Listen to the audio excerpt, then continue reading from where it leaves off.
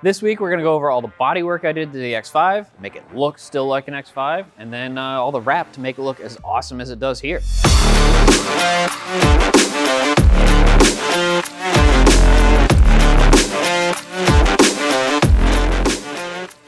This weekend, I knocked out this Fender. So, you know, a 40 takes up quite a bit more space, both height and length. So I had to cut and Frankenstein up the stock Fender. You can see I kind of like cut this part of the arch, shuffled some bits around. I had to make this piece to try to open up the radius because everything was too tight of a radius here. The factory BMW stuff came up and kind of did a sharper jog. So I floated out a little bit to fit a 40. Still a couple little tweaks. I gotta mess with this gap and then figure out what to do about the trim. But for the most part, we have a Fender here, and that allowed me to start figuring out some bumper stuff. Kind of everything needed to happen at the same time. So I made this tube structure here that bolts in over on the body here and to the whole front area. So the Fender can bolt here. That way it'll protect the headlight too. I can't really hit it. Tube protects it. And it protects the headlight from the tire, because if I'm full lock, full flex, it can just touch the headlight and the headlight's gonna lose every time. So hopefully this tube will save its life a little bit. Once I had that sort of figured out, I had to figure out the bumper around the tube. So everything kind of had to happen at once. So it's got sort of a goofy trim, but that's just tire clearance. So you put 40s on an X5 and you want a stockish bumper, it's gonna be trimmed in a couple spots. So I do like that it has sort of the factory face. I didn't want a whole big tube situation going on. Maybe at some point down the line, I'll do like a little bent tube, but for now, I like that it's all supported. Like this tab here is tied into the tube. The tube tucks in really tight behind here. So there's a lot of structure here. So if I were to hit anything, it might rock rash up the plastic bumper, but nothing of substance is gonna get hurt. And that's what I really want. I'm fine with rock rash. I want it to show its bumps and bruises. I want it to be used hard, but I don't want the bumper to blow off and be left on the trail. So there's many bolts and ways to secure it so it can get smashed, but behind it is rugged enough to take it.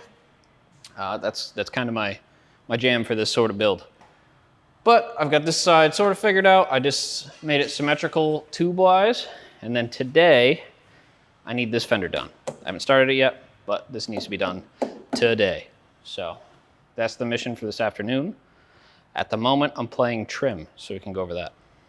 For the rear trim, I took a factory piece, because you know behind here is that angle, so that'll protect it from tire damage and bumps and bruises, but I want this plastic trim so it looks like an X5 still. But I don't want it to get ripped off, much like the bumper situation. So I heat gunned this to open it up for the bigger radius. I can drill and tap this angle because it's thick enough and put a couple screws in. So right here is where I've already drilled for a couple screws. That'll hold it. That'll prevent it. So like the tire can eat away at the plastic, but the plastic will never blow off completely. I'm okay with some damage, but I don't want parts falling off. That's not cool. So I have another piece of trim. This is gonna essentially do this. I gotta do some more heat gun action to stretch it out a little bit. But I'm gonna put a bunch of screw holes in there, bond this thing back together. My plan for this, I started on the other side. I basically just heat gunned the main piece, and then I still have to go down this rabbit hole. But if I can knock out both trims, then I gotta figure out the front trim, do that today, and then a Fender. We'll be cranking right along. Because next up is body filler, which is awful.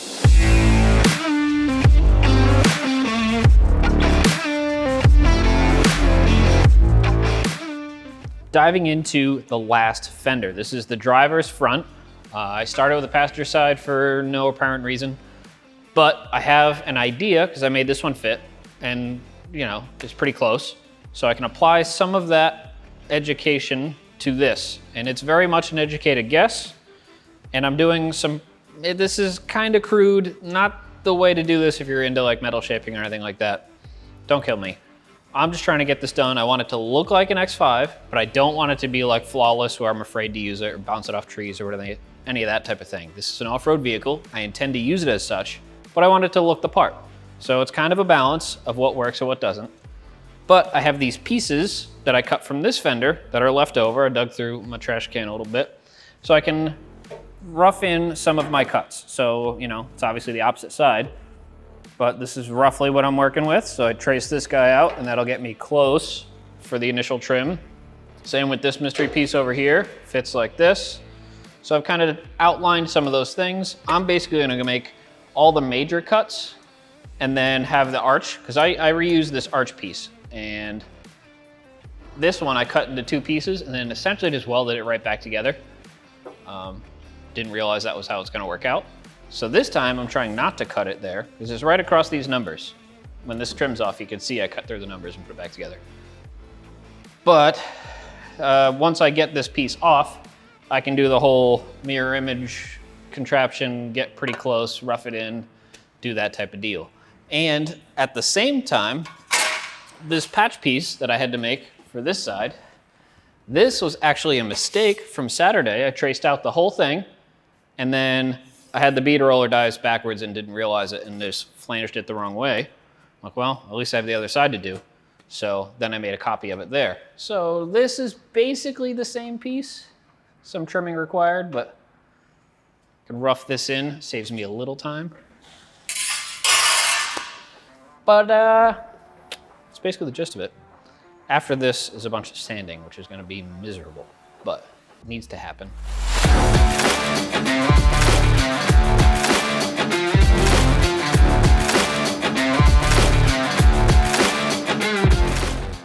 So the way BMW puts these fenders together, and most fenders are put together, or fenders, doors, all that stuff's put together this way.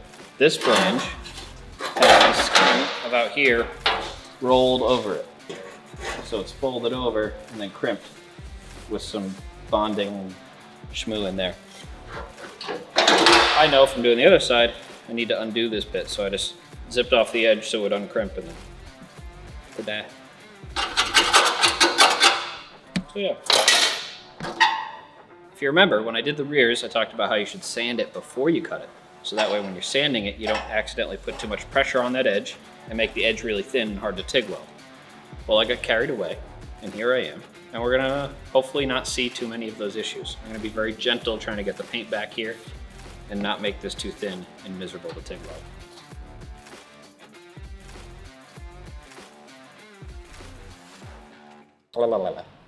All that paint all over you. All sorts of bad stuff. Should be wearing a mask.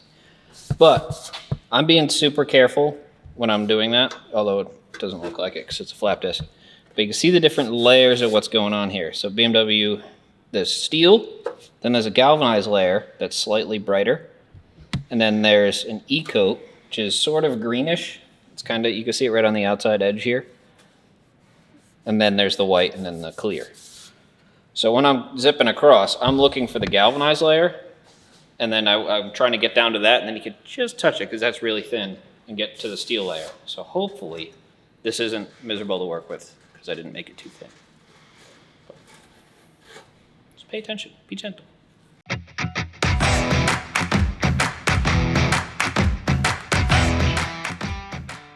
Look at this high level, oh, that's good sound in my mouth. High level of precision we're working with here.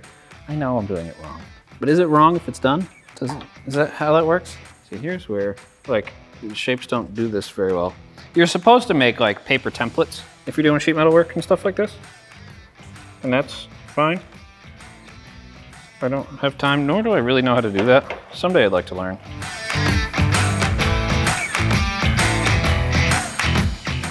I gotta do some massaging.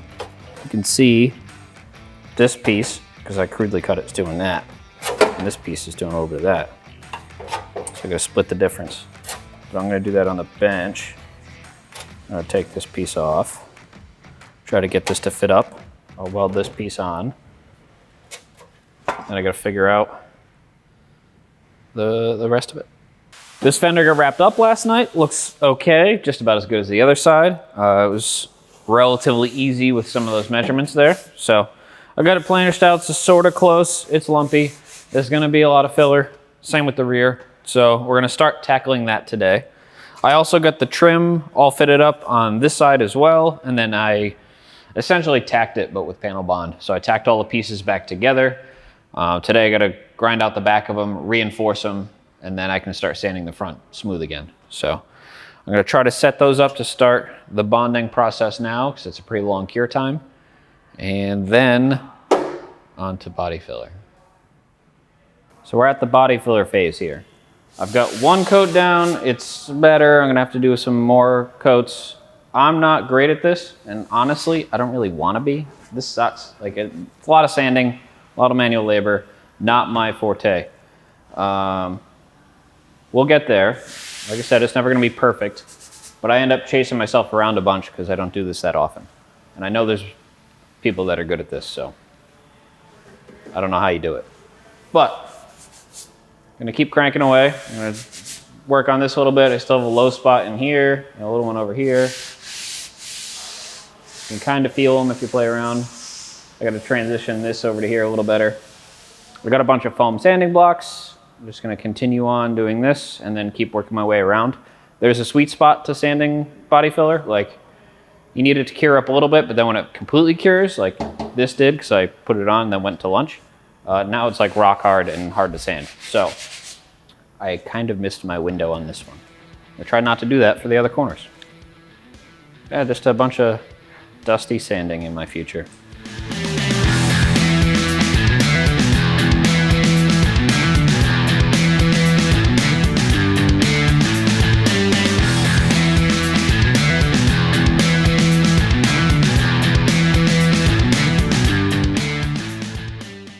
Paint's pretty much wrapped up here. There's a bunch of flaws and stuff, but it's white and it's gonna look fine from a couple feet away. It's kind of the gist we're going with on this project. There's a bunch of little pinholes and stuff. I'm not great with bodywork and some of the patience of it, so. But this is perfect for this vehicle. It's gonna get used hard. Looks good from a few feet away, and the overall theme is I want you to know it's an X5. So it's got all the styling cues of an X5 as if it were still normal. So still have all the curvature here.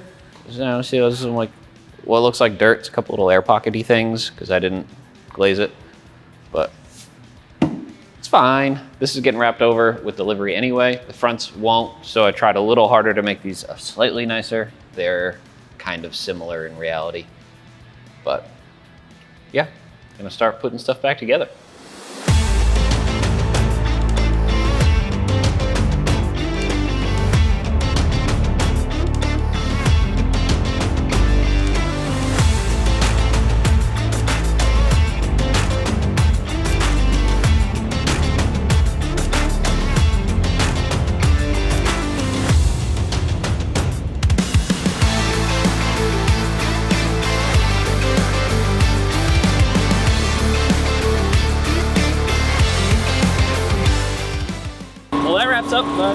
Up the wrap on the thing. As you can see, like, you know, it definitely looks the part, which is what I was going for. I wanted it to still look like an X5, and I think all the body work I put into it made it still kind of flow and look like a German SUV. And then we got the combination of race truck going with this awesome livery. So next up is going to be a little bit of a shakedown, and then the road to SEMA, and then after that, some testing.